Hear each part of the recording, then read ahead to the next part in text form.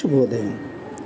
Global బెతేనియా Calvary ministry తరపున ఈ ఉదయకాల సమయంలో మరొకసారి మీ అందరితో కూడా కలుసుకుని దేవుని యొక్క పరిశుద్ధమైన మాటలు ధ్యానించుటకును దేవుడు నాకు ఇచ్చిన మధురమైన అవకాశాన్ని బట్టి దేవునికి ప్రత్యేకమైన వందనాలు తెలియజేస్తున్నాను. ఈరోజు కూడా పరిశుద్ధమైన వేద గ్రంథంలో నుండి మరి యొక్క చక్కటి మాటను చదువుకుందాం. సామెతల గ్రంథము 16వ అధ్యాయము మొట్టమొదటి వచనాన్ని నేను చదువుతున్నాను. దయచేసి గమనించండి. సామెతల గ్రంథము 16వ అధ్యాయము మొట్టమొదటి వచనము.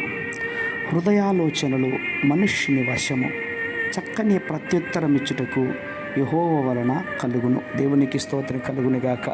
అవును ప్రియులారా, ఎవరైనా కూడా మనల్ని ప్రశ్నించినప్పుడు మనము వారికి చక్కటి ప్రత్యుత్తరము ఇవ్వాలి. అలా ఇవ్వాలి అంటే దేవుని చేత మనము బలపరిచిన వారమై ఉండాలి. దేవుని యొక్క వాక్యమును గ్రహించిన వారమై ఉండాలని ఈ వాక్యం మనకు తెలియపరుస్తోంది.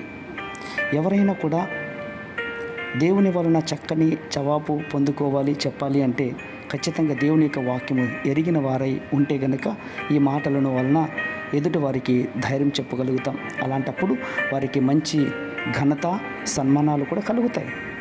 దేవుని యొక్క బిడ్డలు జ్ఞానమును కలిగి ఉండటం చాలా ప్రాముఖ్యమైనటువంటిది ప్రియులారా. అప్పుడే ఎదుటి వారికి చాలా చక్కటి సమాధానం ఇవ్వగలుగుతాం. దేవుని యొక్క ఆత్మ ప్రేరేపణతో జవాబు ఇచ్చిన వారు ఓదార్చబడతారు.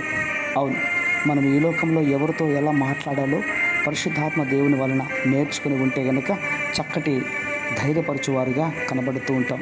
అపోస్తలుడైన పౌలు గారు కూడా మనకు నేర్పిస్తున్నటువంటి మాటలు అదే.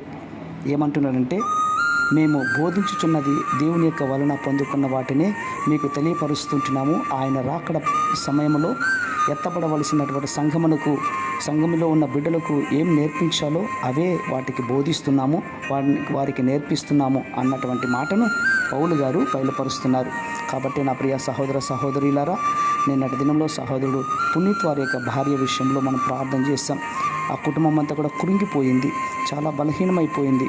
ఒక్కసారిగా ఆ బిడ్డకు అనారోగ్యము రావడం ద్వారా ఆ బిడ్డ సీరియస్ కలగటంతో వాళ్ళ కుటుంబములంతా కూడా నిరుత్సాహ స్థితిలోకి వెళ్ళిపోయినప్పుడు మరి దేవుడి యొక్క మాటలు వారిని ఓదార్చడం ద్వారా, దేవుని మాటలు చెప్పడం ద్వారా ఓదార్చబడ్డారు.